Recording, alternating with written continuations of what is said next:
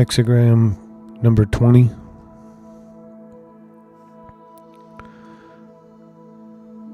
Contemplation. By one's thoughts, one commands. This hexagram refers to attaining through contemplation the inner truth or cosmic view of a situation. Receiving it means that we should ask the sage for help in penetrating to the essence of the matter. Once we become detached, either through contemplation or meditation, from the situation we observe, our understanding is able to reach the cosmic level where our perspective is based on the principles of universal justice. On attaining this perspective, our attitude comes into harmony with the cosmos and influences the situation in a hidden, dynamic way. Without conscious intention, the effect is so powerful that it unaccountably causes those in error to change their point of view. We need not say or do anything because our thoughts, having attained this perspective, command. On attaining inner truth or cosmic view of a situation, all duality disappears.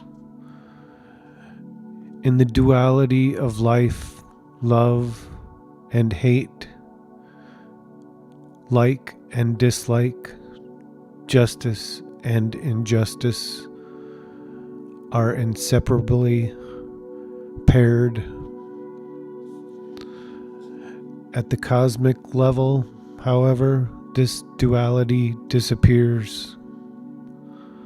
Love encompasses, yet is beyond self, hate, fear, attachment, rights, and desires. The territorial claims that accompany dualistic love are sublimated,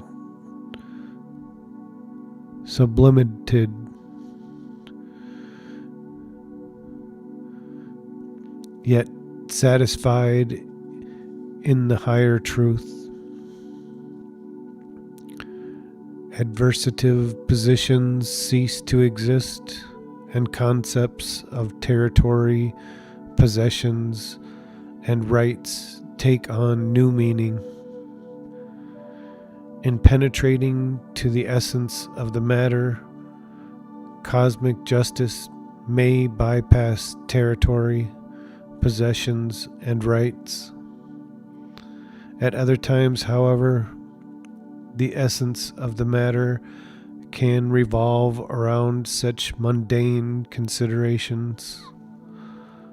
We cannot assume that the cosmic view in any given situation will mimic our traditional concepts of justice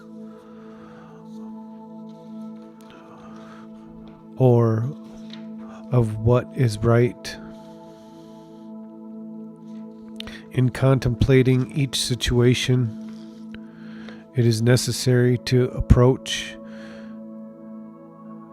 with an entirely open mind, asking the sage to guide us to see the matter correctly. When the view of the sage penetrates through to us, we experience judgment that is not judgmental.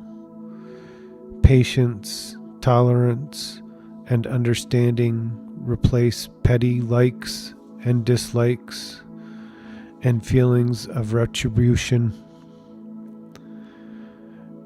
We are no longer insular and self-orientated, but see the underlying fears and wounds that create the weakness of spirit which plague mankind.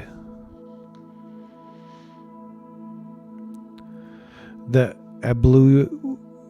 ablution has been made, but not yet the offering. Full of trust, they look up to him. We understand at least partially, but we do not act accordingly. We still have an inner position that obstructs following the good with true sincerity. It may be that we view another as an adversary. If we can sacrifice this view or any similarly rigid definitions of the situation or the people in it, we will unlock the elements that create opposition. To search out and rid ourselves of obstructing ideas is to perform inner cleansing, thus make an offering. It helps to place obstructing ideas or attachments on a visualized inner altar as a sacrifice to the higher power. In observing people, we should not dwell on what is wrong with them, but realize that growth always involves mistakes and errors. We need to view others' wrongdoings in the context that everyone has false ideas of the way things work. Because of these ideas, they suffer eclipses of personality.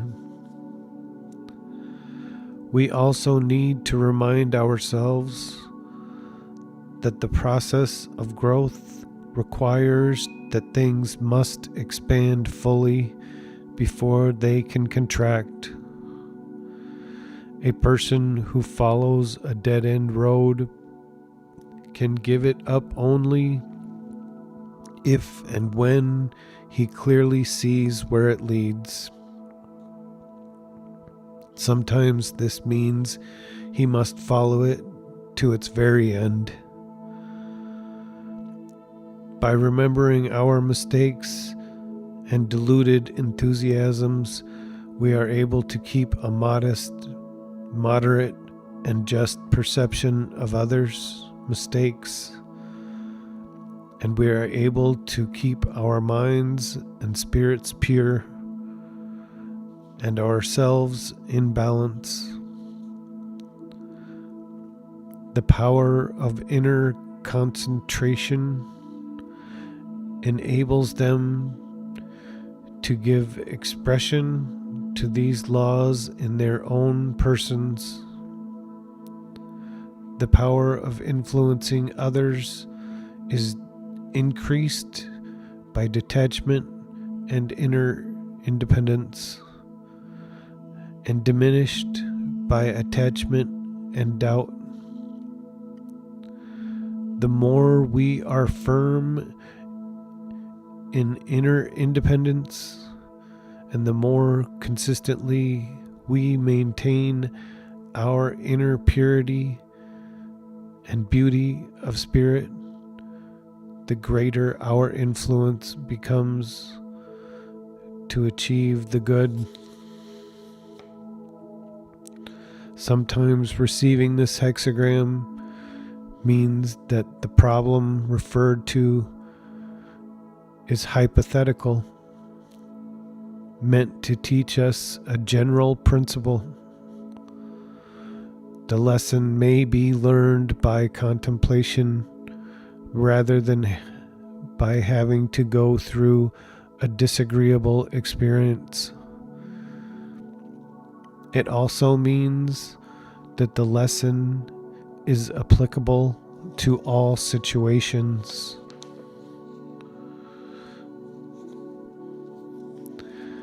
Changing line number 1. Boy-like contemplation. For an inferior man, no blame. For a superior man, humiliation. We cannot expect others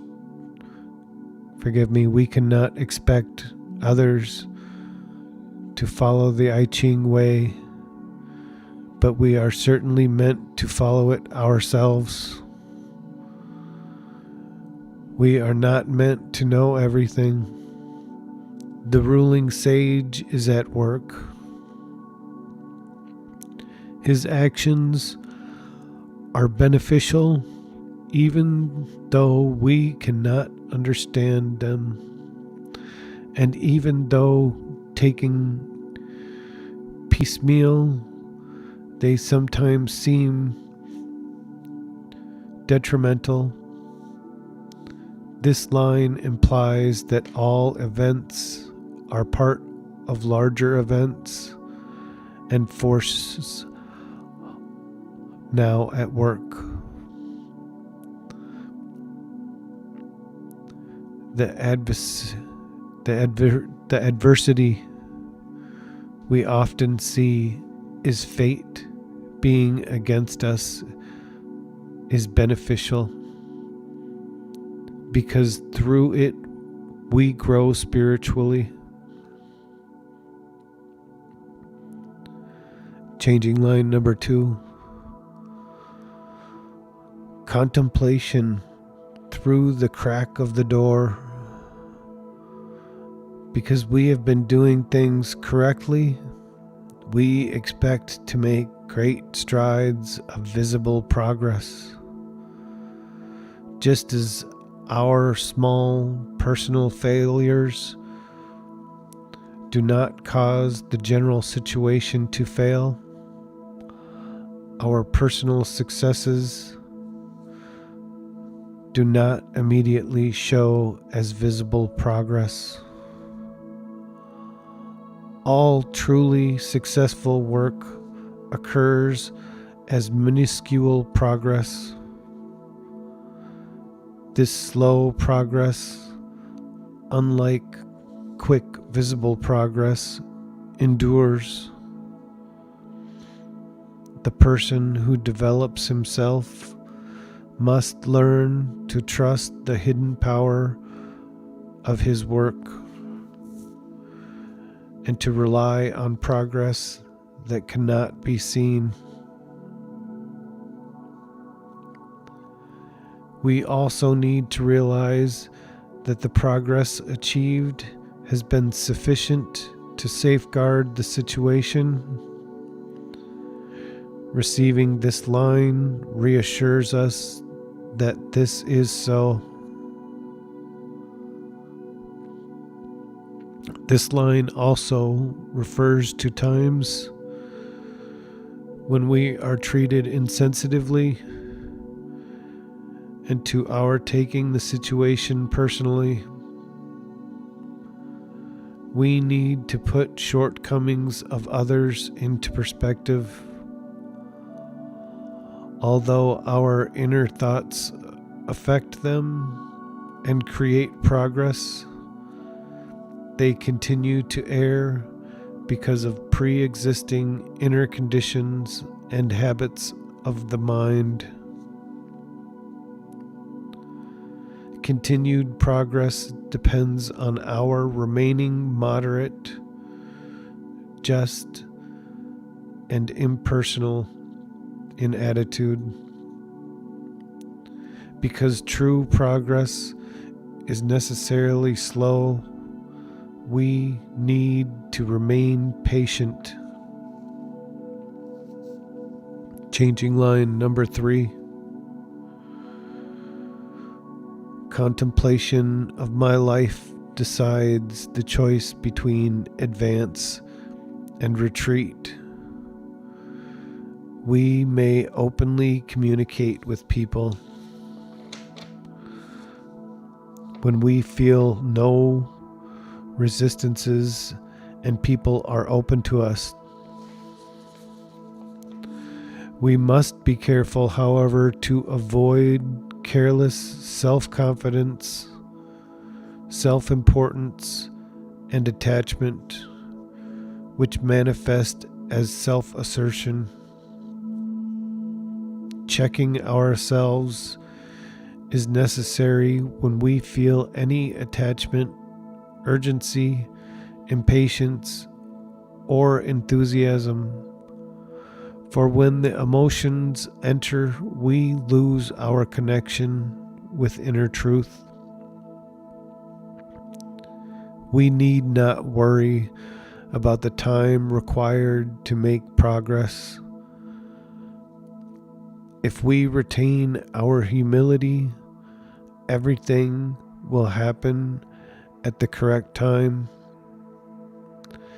If we observe the principle of advancing with the openings and retracting with the closings, we will have placed the limits on ourselves that are essential to having a creative effect on people. Changing line number 4. Contemplation of the light of the kingdom. It furthers one to exert influence as the guest of a king. When we are in a position of influence, we serve the sage best if we retain our modesty, venturing forward only when and as far as openness and receptivity in others allows. Regardless of whether we like someone or not, it must be as if he were king and we his guest. We must not lose our dignity by being luxuriously expansive or by losing contact with our inner voice, so that we allow ambition, presumption, eagerness, and self-assertion to take over. We attempt to create an influence only because we doubt that openings will arise. If we can be content to allow any part we may play to arise of itself, we will rid the situation of the negative effects of doubt, and we will keep our ego out of the situation so that something constructive can be achieved. All that is important is that we remain receptive. For the I Ching to help us, it must be honored, not used as a means to selfish ends. We make it inaccessible when we demand that it solve problems our way, on our timetable, and without any setbacks. Or if we allow our ego to interject. I'll try it, but probably won't do any good. or if we accept the answers that please but reject those that imply criticism. We honor and invoke the sage's help when we remain modest and conscientious. When we forget to be conscientious, blame attaches to our progress. The light of the kingdom is true and complete. The principles of the I Ching are to be applied to all situations. To do so lessens suffering in the world. Changing line number 5. Contemplation of my life. The superior man is without blame. Contemplation helps us understand the light of the kingdom, how things really work, and to find the path that is free of blame. This line refers perhaps more to meditation than to contemplation, for it is mostly through meditation that we are able to hear our inmost thoughts and contact our inmost feelings. In meditation, we are able to see how our thoughts have power for good or evil. We are able to see that correcting ourselves frees us from blame. This line also states that our thoughts have hidden power. We may achieve great and good things simply by maintaining an open mind and a humble acceptance of events. We regard every event and circumstance as capable of being used by the Creative to benefit all. Thus, it is said, the way of the sage is true and complete. Changing line number 6. To know how to become free of blame is the highest good. Danger always approaches and we make mistakes. To see these mistakes and resolutely correct them is to know how to become free of blame. We sacrifice all emotional responses to which we feel entitled for the good. The superior man gives up doubt, returns to acceptive and perseverance, and ceases considering forceful ways of dealing with externals. The superior man corrects himself.